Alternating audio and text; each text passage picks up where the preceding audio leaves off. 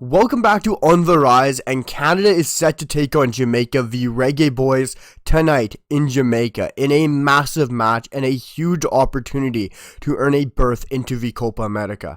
And this could arguably be one of the biggest games in Canada's history. And that is a huge statement, yes, of course, but this is a massive opportunity to earn a berth and a spot into the Copa America, one of the biggest tournaments in world football, especially at the international level. The Euros, the Copa America are huge stages and are just, of course, just below the World Cup, and the Copa America has always been massive. The atmospheres, the nations involved, and it is a huge spotlight. And if Canada can earn this berth, it would be unbelievable, especially against a very good side like the Reggae Boys in Jamaica. And this is a huge opportunity for Canada, in my opinion, one of the biggest games in our history, definitely in my lifetime that I'll ever see. And this is a great opportunity for Canada to get into a massive tournament where you'll be playing some of the best players and best nations in the world of football. Whether you get lined up or grouped against Argentina and Leo Messi, Neymar in Brazil, who probably might not even be fit, but you got some of the biggest nations in Brazil, Argentina, Uruguay, and some of the best players in the world in South America, and Canada might get the chance to play them in the Copa America. And this is a huge match, a huge opportunity, and arguably up against maybe the fourth or fifth best side in CONCACAF in Jamaica. And tonight is going to be a huge match and a massive opportunity. And this is a huge statement. Going away to Jamaica, it is going to be a terrible pitch. It is going to be terrible conditions. It's going to be more than likely pouring rain. And if Canada can go to Jamaica and pick up a result, it would be monumental. And guys, this is of course my preview for the Canada-Jamaica game tonight in Jamaica. And we're going to get to the lineups and my lineup for Mauro Biello, what I think he'll go with, and my preferred lineup in just a minute. But what Canada is going into in Jamaica is going to be hostile. The conditions, of course, whenever we go to the likes of Jamaica or Panama, the fields are always horrendous. And yes, you can say Canada, if you want to be a top 3 nation in CONCACAF, you need to be picking up wins, results, or whatnot against Jamaica and sides like Panama away. But these CONCACAF conditions are not as easy as people looking on the outskirts, maybe in Europe or maybe in Asia or other places might say you should be winning those. Definitely, yes, Canada, if they want to be a top 3 nation in CONCACAF, have to be winning these games and getting results. But on the road in CONCACAF is one of the most intense, hard matches you're ever going to see. Whether it's the fans that are showing up at the match, whether it's the conditions on the pitch or the level of weather that you're going to be playing in, it's always going to be an extremely difficult match. And that is why this match for Canada is going to be very difficult. And that's why if Canada can get a result in this game, I would be over the moon. It's not a match that I expect us to walk away with. This is a unbelievably good Jamaica side. Of course, there's some massive holes throughout that Jamaica team, but they have some unbelievable stars. Canada is no doubt should be knocked out as the favorites in this match. Of course, winning the World Cup qualifying, quote unquote. But we're the favorites in this match, no doubt. But the players that Jamaica have can extremely hurt Canada. Whether it's on the break, in transition, the pace this Jamaica side has is a Premier League caliber front line. Leon Bailey off the right. You have the likes of Michael Antonio up at front at the number 9 position. And Damari Gray, who just left Everton to go to Saudi Arabia, at left wing. And Bobby DeCordova-Reid playing at the number 10, a Fulham attacker. That is an unbelievable front 4. But of course, the midfield behind that has an extreme amount of holes, and same with the back line outside of Ethan Pinnock, who will be returning to play Canada. So this is a very good Jamaica side that is, for me, the 4th best side in CONCACAF. And if they can get everything right, they can push that top 3 side in CONCACAF. Canada is a bit shaky right now. The US side struggled to break down Trinidad and Tobago, who are down to 10 men. And Mexico, they're in a weird transition right now as well. So this Jamaica side, if they can start clicking, getting all of those dual nationals in, this could be a very dangerous side. And Canada has to be very very switched on through the entire 90 if they're gonna take anything away from this Jamaica side. Yes, Canada is the favorites, but this getting a result for me away in Jamaica would be a huge statement. And you might not look at it as that because you might think we should be beating a side like Jamaica. But that team that Jamaica has is no joke. It is no pushover. And Canada getting a result on a terrible pitch, terrible conditions against an extremely good side and front line would be a huge result and a statement for Canada and for this Mauro Biello side. But guys, moving into the starting lineup, I will say Mauro Biello for me, I expect him to go with a 3-5-2 of sorts, or a 5-3-2, or however you want to look at it, a 3-5-2 in attack, in the ball and in possession, and a 5-3-2 when defending that extremely dangerous front four of Jamaica.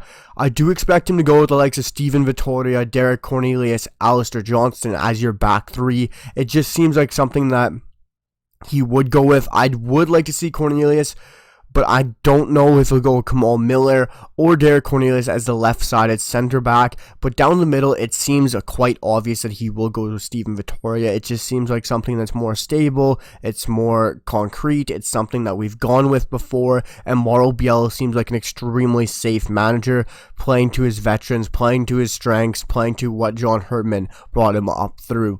And also as a right center back, I just think Alistair Johnston is the obvious choice if you're going to play a 3 in the back, and playing him just behind one of our wing backs in Tajon Buchanan at right wing back and Alphonso Davies, of course, at left wing back.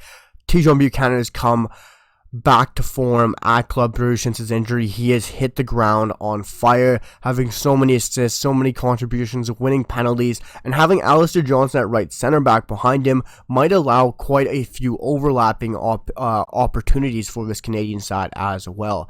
But the midfield three isn't one I want to see, but I do think Mauro Biello will go with a Stefan Eustáquio, Ismail Kone, Jonathan Osorio midfield of sorts.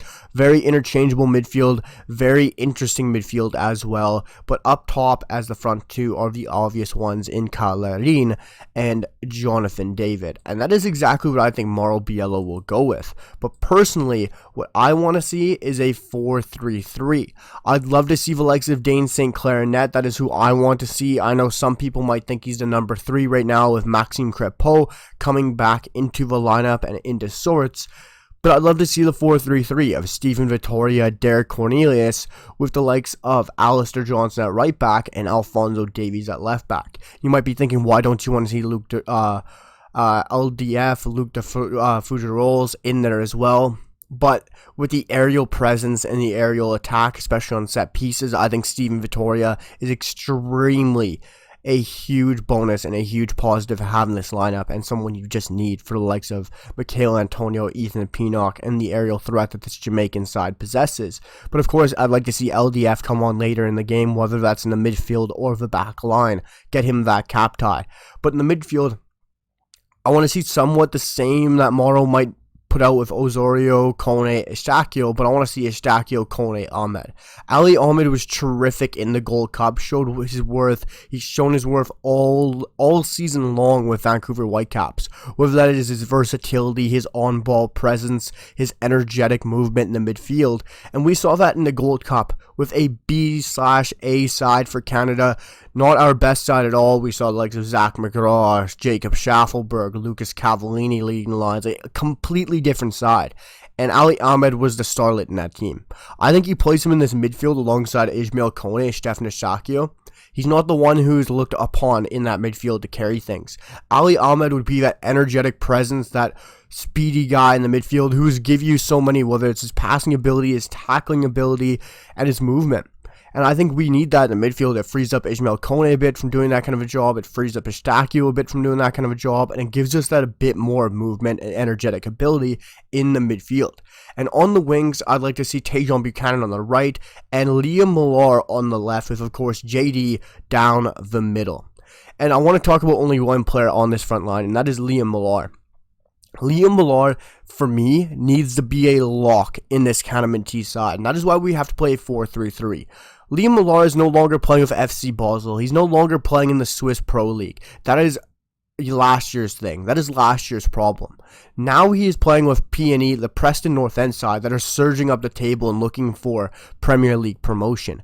And this Preston North End fans, these ultras, they are absolutely behind Liam Millar, and they are loving every second of having this Canadian star in their side. And Liam Millar has been fantastic in the championship, and he has proved why he needs to be starting for the Canadian men's national team. He's been brilliant all season long and deserves that start. And it gives you so much creativity, whether it's Alphonso Davies bombing on, making those overlaps, and it wouldn't give him that little bit of confusion on where to be, or that free roaming spot at left wing back. It would have him at a more locked on certain role at left back. It gives Liam Millar and Alphonso Davies so much creativity, and same with the right side in Alistair Johnson and Tajon Buchanan. We've seen those beautiful crosses from Ali, and he could do that here in a 4-3-3.